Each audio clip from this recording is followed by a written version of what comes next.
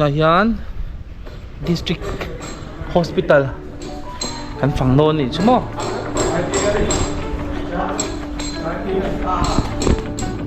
hei hi building khania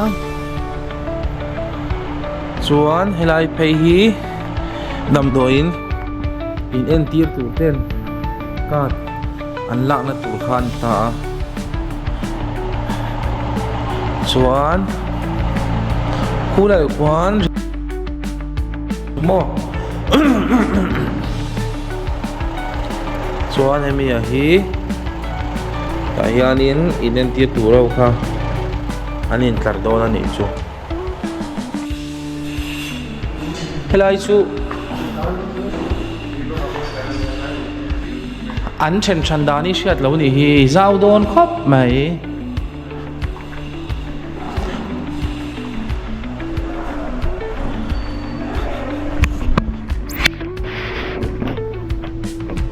chuan heta hian nursing superintendent ho omna om ni hi khoyang e kal chona helai hi ta poi moya po chu khak thiam ase a hnuai lampang hi chu kan la kal si lawang hian a second floor a kal dona an sak zo huna chuan an nuam do ni hi helai chu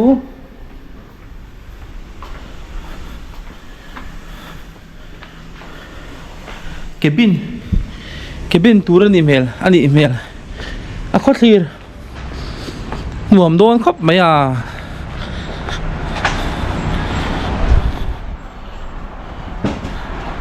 khu dam do in hlui helai mi hi mo khulai generator la khu man tlak lawan ti in ka hria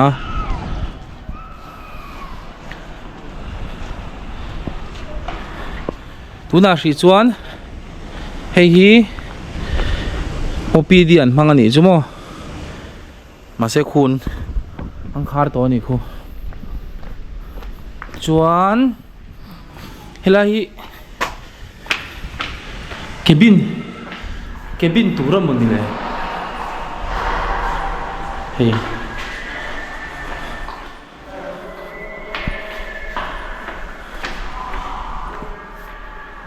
hei AC ti om vel tai kut silna mo wat turber hi shet lo ni hi athong mo hel pang kal le chinang helam pang hi chu helam pang hi kal chin lo ngo hi chu eng va kom lo ni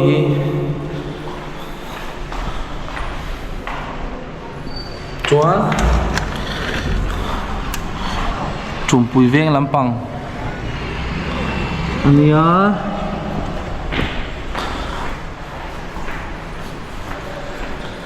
an sak zo phot lo chuanin a hriat thiam lo ni hi helai so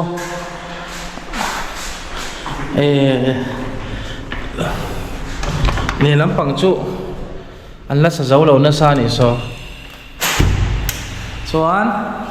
upar se kan kalang mistri ho po an lo nui ver me lo a chan ve chi an siam zo ni me hi an na thok zo ni he lampang so na siam zo phim ti na lo an chen dan tu ri hria thiam har do ni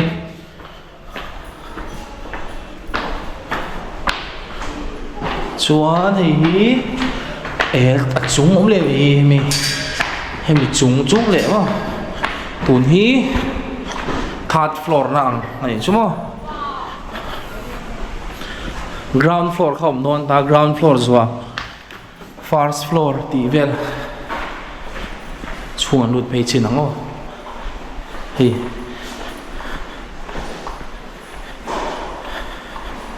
helam pang hi nge mo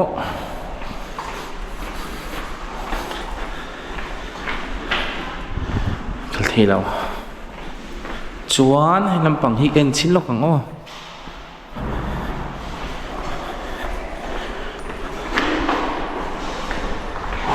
hei hong chin lai hi ni helai chu ru he chu ru ba ni an ho ve lo ta hen chin o he lo sok hi ni he chu so room le lampang building le lampang kal pheina tur kha le ma se Allah sa zau lo na sa sia he chu akila a san pai kan bakal leng o helai chu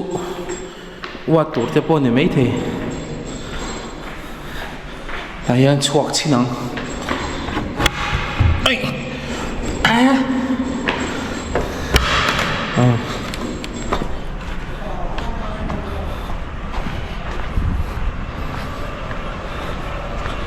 avan nuam don ve hei hi an sak lai mek ani ta khile tang po hianin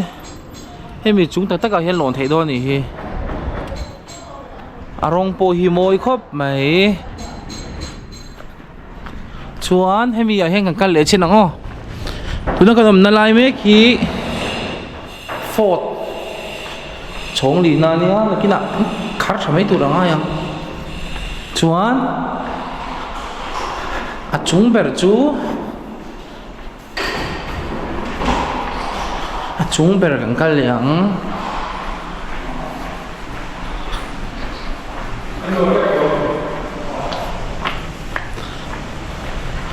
khua so moi khop mai chuan hei hi oi hei hi fifth ani mo khat ni thum li nga ani ko sia hei hi ma sei chu halu thei lo ni don hi hei ai khar tat kan hong don chin dek dek a hon thei lo chuan a chung bera gal chinang o ui hei chua te hi bol lo ma an nal ra khop mai hei hi hei a chung ber kan chuang kai ta khoi anuam khop mai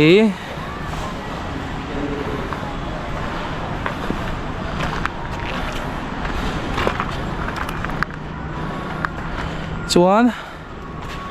so lampang so anla sameka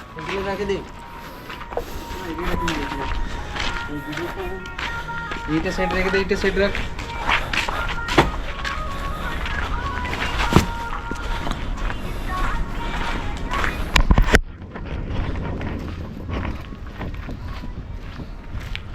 hey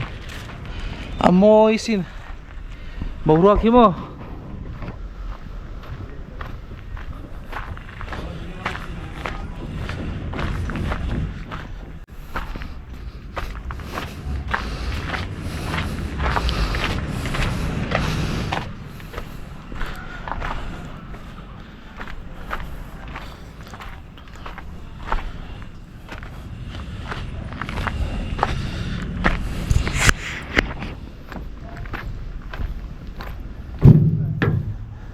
helam pang chu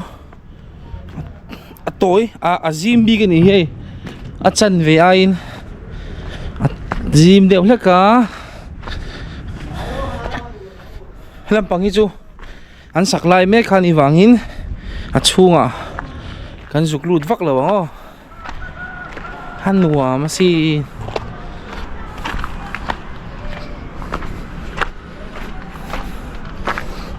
chuan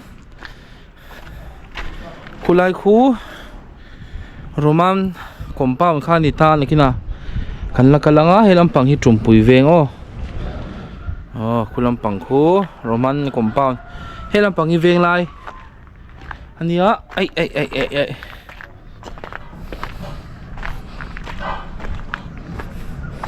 khoi khir lo chinang o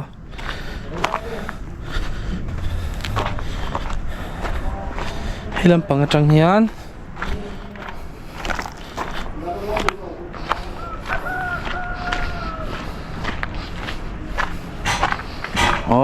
khu Roman helam pang hi veng lai helai hi a chung ber floor khan tamo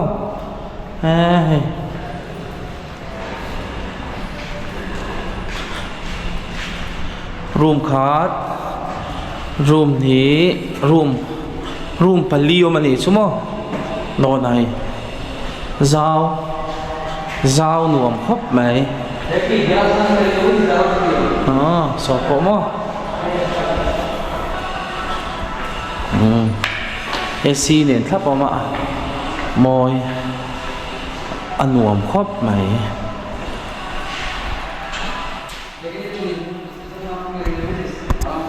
Xuan nên cần em để trên nắng hian cần các trên nắng ô lai hi alai takan imela nuông khop mai